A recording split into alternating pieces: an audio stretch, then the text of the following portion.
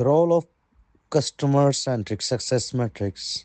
When defining success, many businesses focus solely on financial metrics like revenue and profit margins.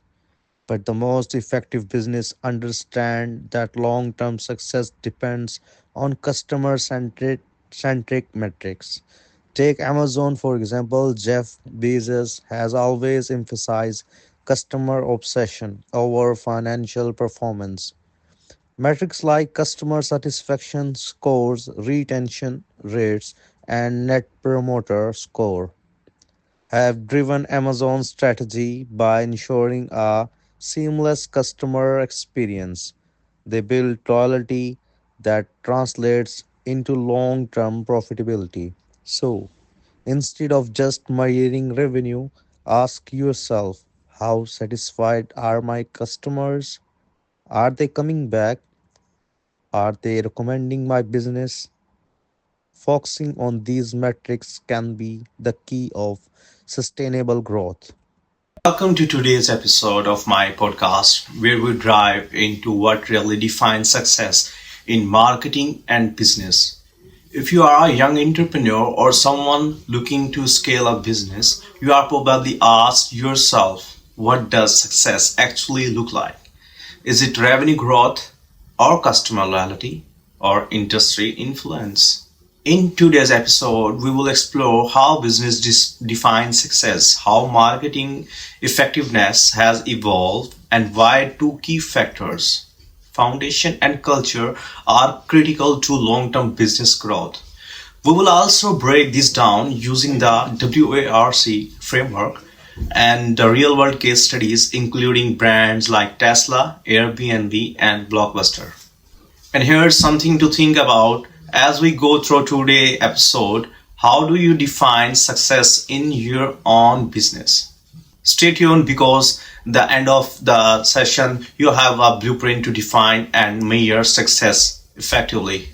To market trends for long-term success. Another crucial factor is defining success is adaptability. Markets are constantly changing and business that fail to evolve often get left behind. Let's rewind a bit. What did marketing success look like 30 or 40 years ago? Traditionally, business like relied on what known as the 4Ps of marketing: product, price, place, and promotion. MC Krati says that the goal was simple: create a great product, price it, advertise heavily, and make it widely available, which is said by Kotler and Keller. Look at Netflix. They started as a DVD rental services, but as digital streaming became the norm, they pivoted. If they had stuck to their original business model, they would have disappeared like Blockbuster. Instead, they focused on content creation and personalization using data analytics to understand viewer performance. In a case study, Blockbuster short-lived success because Blockbuster dominated home entertainment in the 90s. Their strategy, physical store expansion, strategic partnership, and heavy advertising. But success today is not just about marketing dominance. It's about adaptability, which is said by Doyle. When Netflix introduced streaming, Blockbuster failed to pivot, and by 2010, they had a fill for a bankruptcy. Why? Because they were stuck in the old definition of success: market share over innovation, which is said by Grant. This brings to us to the first major shift in the marketing success.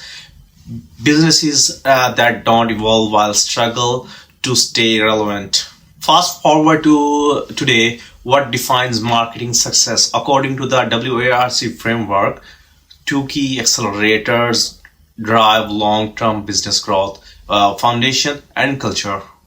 When we talk about the first, the foundation, strong foundation, the strategic pillars of the success today is not about just having a great product. It's about data-driven decision making, strategic brand positioning, and customer insights, which is said by Jeffrey and Smith. On the other case study, we see the Tesla, which is data-driven strategy. Take Tesla, for example. Tesla didn't just redefine the electric car market, it built its success on customer data and predictive analytics. They collect real time driving data to improve user experience, making their cars more than just vehicle. Are constantly evolving to tech product. This is perfect example of business with strong marketing foundation, which is says by Jober and LS. For startups, this means success is not just about launching a great product, it's about using data to refine your marketing strategy and enhance customer experience. When we talk about second pillar, which is culture, the internal force driving long-term growth. While strong foundations provide structure, company culture and determine execution.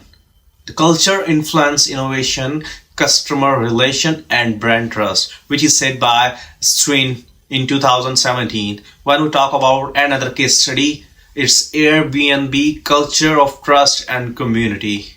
The lesson is clear.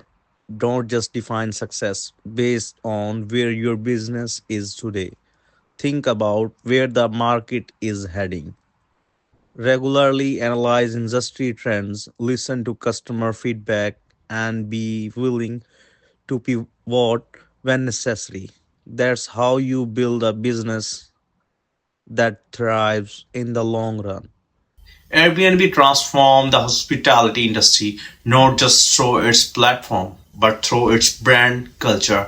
They built a trust driven, community oriented brand where users feel part. For a global travel movement, this internal culture reflects in their internal brand positioning, making Airbnb one of the most trusted travel brands today, which is said by Morgan. When we talk about another case study, Uber early culture problems compared this to Uber early challenges. Despite a brilliant product, Uber faced PR crisis due to workplace scandals, leadership issues, and aggressive expansion. The result, brand trust is declined, leading to the restructuring and reputation damage, which is said by Smith. The key takeaway, marketing success is more than just advertising, it's about creating company culture and aligns with your brand values. Now, let's make this a practical. If you are building a business, take a moment to ask yourself, what are your key performance indicators and KPIs for success? Is it revenue, market share, or customer retention? How strong are your marketing foundation? Are you using data-driven decisions? Number three, does your company culture align with your marketing strategy? Are employees and customers are connected to your brand vision? If you don't have a clear answer yet, that's okay. This is a perfect time to start defining business success. So, what are the key lessons for young entrepreneurs looking to define success? When we talk about number one, which is define success beyond just revenue. Think about brand perception, customer loyalty, and long term values. The number two, use data analytics to refine strategy. For example, Tesla data driven to innovation, keep them ahead.